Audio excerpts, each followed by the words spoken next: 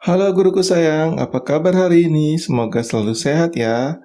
Nah, kali ini kita akan membahas tentang sektor pendidikan kena PPN 12%.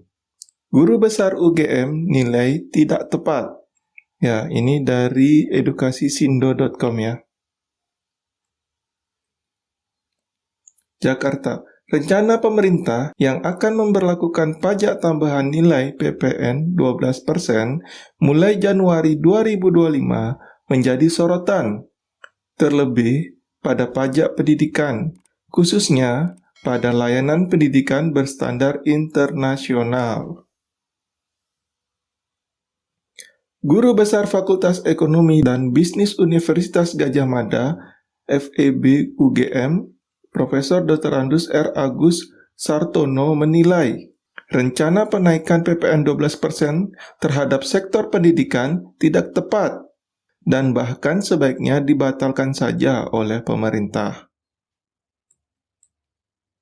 Agus menilai, jika pengenaan kenaikan pajak tersebut dipastikan justru akan memperburuk capaian akses perguruan tinggi di Indonesia dan semakin membuat Indonesia tertinggal jauh dengan negara ASEAN lainnya. Pendidikan merupakan investasi jangka panjang dan tidak seharusnya dijadikan objek pajak. Kalau saja kebocoran dan korupsi dapat ditekan, maka lebih dari cukup untuk pembiayaan investasi sumber daya manusia.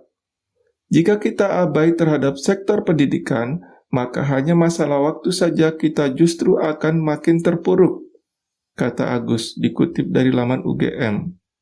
Nah, di sini Profesor Agus menilai tidak tepat ya untuk menaikkan pajak di sektor pendidikan.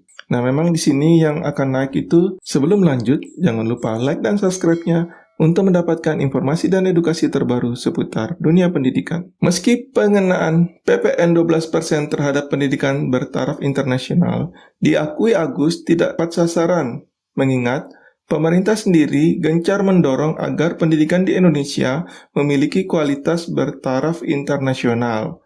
Nah, di sini pemerintah mendorong agar Indonesia memiliki kualitas bertaraf internasional, pendidikan yang bertaraf internasional. Tetapi di lain pihak, pemerintah menaikkan pajak untuk penyelenggara pendidikan yang bertaraf internasional. Deputi Bidang Pendidikan dan Agama, Kemenko Kersa, periode tahun 2010-2014, dan Deputi Bidang Pendidikan dan Agama, Kemenko PMK periode 2014-2021, ini menilai pengenaan pajak di sektor pendidikan ini waktu yang kurang tepat, terlebih melihat tantangan terhadap akses pendidikan di tanah air yang masih terbatas. Nah, di sini sudah ada penolakan juga dari Deputi Bidang Pendidikan Agama bahwa kenaikan pajak terhadap PPN 12% terhadap sektor pendidikan itu tidak tepat karena dianggap akses pendidikan di tanah air itu masih terbatas. Pasalnya, data Badan Pusat Statistik BP memproyeksikan populasi penduduk usia 19-23 tahun mencapai 27,39 juta jiwa di tahun 2025. Sementara, angka partisipasi kasar (APK) perguruan tinggi ditargetkan sebesar 35%. Artinya, jumlah mahasiswa akan mencapai 9,58 juta. Jumlah tersebut menunjukkan perlunya peningkatan kapasitas akses pendidikan untuk 1,27 juta mahasiswa. Pertanyaan yang mendasar adalah, mengapa pada saat pemerintah kesulitan meningkatkan akses justru berencana menambah beban baru PPN 12%? Belum lagi berbicara bagaimana mengatasi iuran pendidikan yang tidak mampu diserap industri, tuturnya. Melalui IUP PTNBH, mampu memberikan subsidi silang bagi anak-anak dari keluarga yang secara ekonomi kurang mampu, sehingga mereka mendapat akses pendidikan tinggi, ungkapnya. Agus menyampaikan, kehadiran mahasiswa asing di PTNBH juga memiliki peran strategis dalam jangka panjang. Selain melakukan mendorong ekspor layanan pendidikan, Hal tersebut juga berpotensi melahirkan para Indonesianis yang memainkan peran penting dalam membangun hubungan bilateral antar negara. Nah, di sini dengan kehadiran mahasiswa asing, diharapkan nantinya melahirkan para Indonesianis yang memainkan peran penting antar hubungan bilateral antar negara ya, seperti pertukaran pelajar misalnya. Pelajar Indonesia dikirim ke luar negeri, dan sebaliknya itu pelajar luar negeri dikirim ke Indonesia. Nah, di sini kita lihat barang dan jasa yang kena dan tidak kena PPN 12%. Nah, ini diambil dari sindonews.com ya.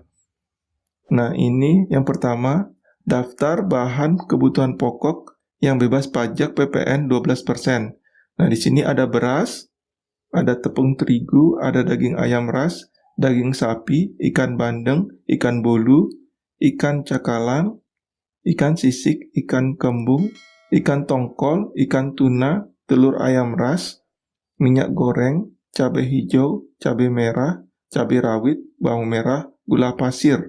Nah, di sini untuk beras tidak naik ya, tidak dikenakan pajak 12%. Nah, sekarang coba kita lihat dari barang dan jasa kenaikan PPN 12%. Beras premium, di sini yang naik itu beras premium ya. Kalau beras biasa itu tidak naik. Nah, sekarang kategori beras premium itu seperti apa? Takutnya nanti di pasarnya semua beras ikut naik, sehingga masyarakat yang kelas menengah dan kelas ke bawah akan kesulitan dengan kenaikan PPN 12% ini ya. Ya, kita lanjut lagi. Buah-buahan premium, daging premium, ikan mahal, udang dan cross-tax premium, pendidikan premium. Nah, di sini ada pendidikan premium. Pendidikan premium mungkin di sini maksudnya yang seperti tadi ya, pendidikan bertaraf internasional. Pelayanan kesehatan medis premium, listrik pelanggan rumah tangga 3.500 sampai 6.600 volt ampere. Nah, di sini ada dikatakan pendidikan premium. Nah, pendidikan premium itu yang seperti apa? Apakah yang seperti dikatakan tadi itu pendidikan yang bertaraf internasional? Nah, coba kita lihat dulu dari jasa yang bebas PPN sesuai dengan PP nomor 49 tahun 2024. Nah, di sini ada pendidikan. Nah, di sini pendidikan itu tidak naik, tidak kena pajak 12%-nya. Mungkin di sini pendidikan secara umum, bukan yang pendidikan premium ya. Kalau yang dikatakan tadi itu pendidikan premium.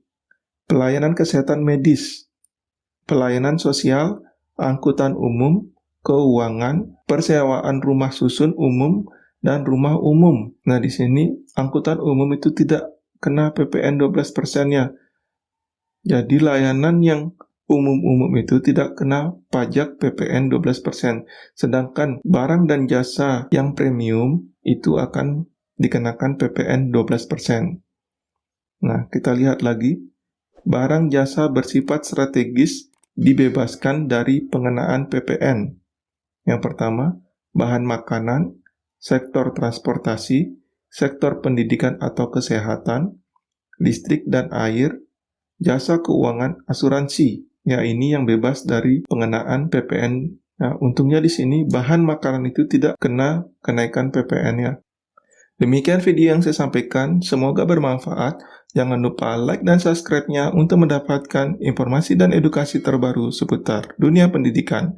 Sampai berjumpa lagi.